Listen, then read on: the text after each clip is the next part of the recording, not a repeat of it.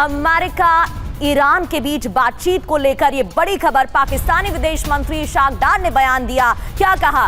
Ceasefire का समय बढ़े, ये कहा गया है। 10 दिन में फिर वार्ता हो सकती है। दोनों पक्षों में बात करने की कोशिश हो रही है। देखिए, पाकिस्तान के विदेश मंत्री इशाक डार ये कह रहे हैं कि 10 दिन के अंदर अंतर वार्ता दोबारा हो सकती है। ये एक बड़ा स्टेटमेंट उनकी तरफ से दिया गया है ऐसे वक्त में जब अमेरिका ईरान वार्ता पूरी तरह से डिरेल हो चुकी है, फेल हो चुकी है। 21 घंटे की बातचीत का कोई नतीजा निकला नहीं है। आगे क्या विकल्प है? किसी भी वक्त सीज फायर खत्म हो जाएगा, इसका अंदेशा, इसकी आशंका है। ईरान के साथ फिर से भीषण जंग शुरू हो जाएगी। ईरान के पावर प्लांट्स पर हमले मुमकिन है क्योंकि इसकी धमकी डोनाल्ड ट्रंप पहले ही दे चुके हैं। प्रगति बिल्कुल। और आगे और क्या विकल्प है? ईरान के न्यूक्लियर साइट्स पर अटैक हो सकते हैं क्योंकि इसको लेकर भी लगातार चेतावनी दी गई है। हॉर्मूज खोलने के लिए सैन्य अभियान भी चलाया जा सकता है जिसकी तैयारी और संकेत अभी से मिलने लगे हैं। ईरान में ग्राउंड ऑपरेशन भी शुरू हो सकता है क्योंकि इसको लेकर भी अमेरिका की तरफ से तैनाती बढ़ाई गई और तैयारी की गई थी। जी हां, ईरान के प्रॉक्सीज पर भी हमले तेज होंगे, इसके आसार सीधे तौर पर नजर आ रहे हैं क्योंकि लेबनान वैसे ही इजराइल के निशाने पर रहा इस सीज फायर के दौरान। इरशाद अहमद खान साहब पाकिस्तान से हमारे साथ मौजूद हैं। इरशाद साहब, देखिए यहां पर एक बहुत बड़ा सवाल खड़ा हो रहा है पाकिस्तान के रोल पर भी, क्योंकि ये वार्ता, ये डायलॉग पाकिस्तान में हो रहा था। अब जो शर्तें सामने आई हैं उसको देखकर तो सीधे तौर पर यह लग रहा है कि पूरी तरह से एक तरफा शर्तें थीं।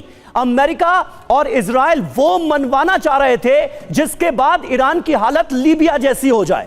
गद्दाफी के साथ क्या हुआ ये पूरी दुनिया ने देखा। तो सवाल मेरा आपसे यह है कि क्या पाकिस्तान ने यह वार्ता ईरान की पीठ में छुरा घोंपने के लिए की और डायलॉग आपकी सरजमीन पर हो रहा था? मकसद क्या यह था?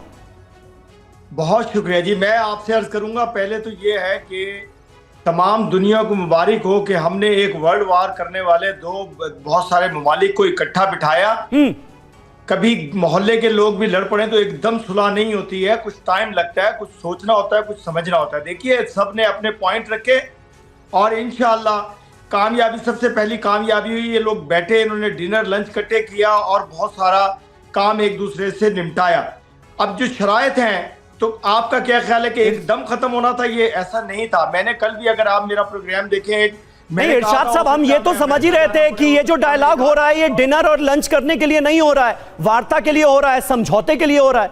देखिए, ये तो कम से कम समझ रहे थे हम। पड़ता है समीर, समझौते के लिए बैठना पड़ता है, ना कि आग के अंदर लेटना पड़ता है। हमने इनको बिठाया, इनके साथ बातचीत हुई, इन्होंने अपने अपने पॉइंट रखे। जब ये पॉइंट पे पूरे होंगे, जो जायज मुतालबात होंगे, जब वो माने जाएंगे एक दूसरे के, तो इंशाल्लाह वो भी होगा। और दूसरी बात ये है कि ये खैर खैरियत से गए हैं, हाथ मिला करके गए हैं, एक दूसरे को खुदा हाफिज करके गए हैं। ये खुशाइन बात है जब इतने बड़े दुश्मनी करने वाले इस तरह एक दूसरे के साथ जंगोजदल और इंसानों का कत्ल करने के बाद अगर चंद लोग इकट्ठे बैठ जाएं तो इसका मतलब बहुत बड़ी कामयाबी होती है। मैं पाकिस्तान की इंतजामिया को, अपने वजीर आजम को, इरशाद जी ये भी तो कह के गए हैं कि बातचीत बेनतीजा साबित हुई है और आगे बातचीत होगी भी कि नहीं ये भी नहीं पता।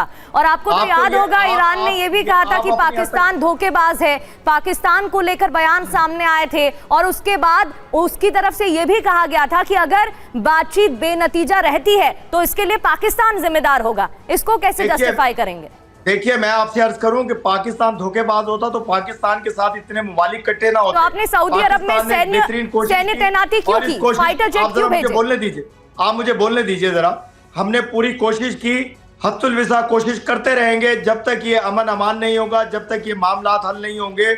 हम चैन से नहीं बैठेंगे, हम चैन से नहीं सोएंगे। हम जागेंगे भी तो हम इसके लिए जागेंगे, जंग बंदी के लिए। हम सोएंगे तो जंग बंदी का बारे सोच के सोएंगे इंशाल्लाह। आप बेफिक्र रहिए। आप तो मुसलसल कह रहे थे कि लोग आएंगे नहीं, पाकिस्तान कोई डेलीगेशन नहीं आएगा, ना अमेरिका आएगा। ये हम कभी नहीं कह रहे थे कि कोई डेलीगेशन नहीं आएगा। ये क्या बात हुई?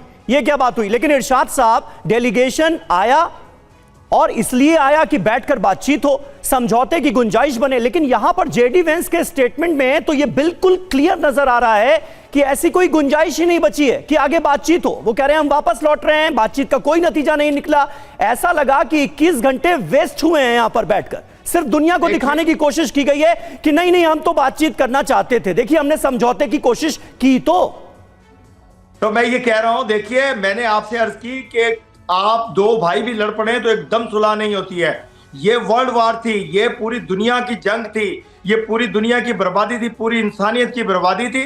आप इस पे खुश मत होंगे, एकदम काम नहीं हुआ। इंशाल्लाह हम इसको जारी रखेंगे और इसको मामले की इसमें खुश होने की कोई बात ही नहीं है, इसमें तो दुखी होने की ही बात है। पूरी दुनिया के लिए चिंता का सबब है। हर कोई ये चाहता है कि ये जंग किसी भी हाल में रुके, ये जंग आगे ना बढ़े। चाहते हैं ना। मनीष झा हमारे साथ मौजूद हैं। मनीष, आप कुछ कहना चाह रहे हैं? क्या कोई उम्मीद आपको नजर आती है, जो उम्मीद इरशाद साहब इस वार्ता में कम से कम जताने की कोशिश कर रहे हैं?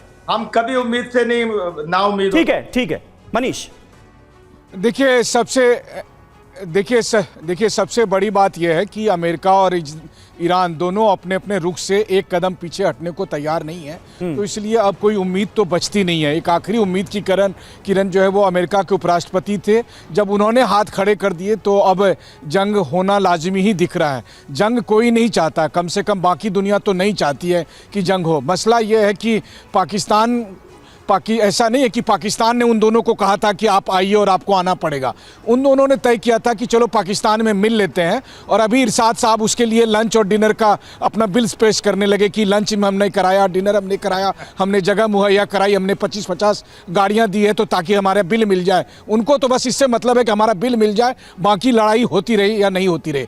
दूसरी बात है कि अगर आज की तारीख में दोबारा लड़ाई हो गई तो जैसा कि ईरान ने सऊदी अरब पर अटैक किया था, तो अब अगर दोबारा सऊदी अरब पर अटैक करेगा तो मुनीर और उनकी सेना किसके साथ खड़ी होगी? क्योंकि उन्होंने तो सारे फाइटर जेट वहां पर भेज दिए। बल्कि ऐसा लगता है, और आप देखिएगा अगले 24 घंटे 48 घंटे में एक बार आप ईरान के डेलीगेशन को पाकिस्तान से ईरान पहुंच जाने दीजिए, फिर वो कहेंगे कि पाकिस्तानियों ने हमारे साथ क्या कांड किया है और हमारे साथ जासूसी की है। वो ये एसेस करने के लिए लगे हुए थे।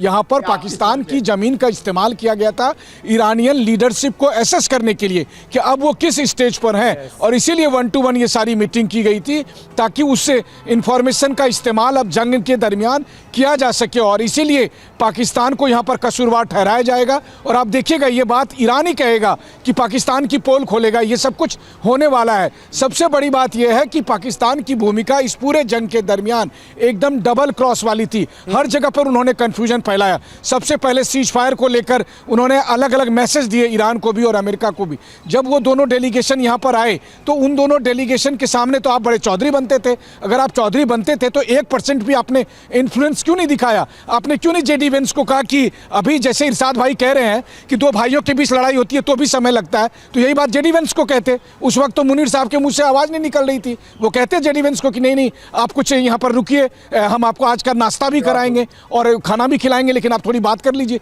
तो रोक तो नहीं पाए। तो यही बताता है कि आपकी मर्जी वहाँ कुछ नहीं चल रही थी।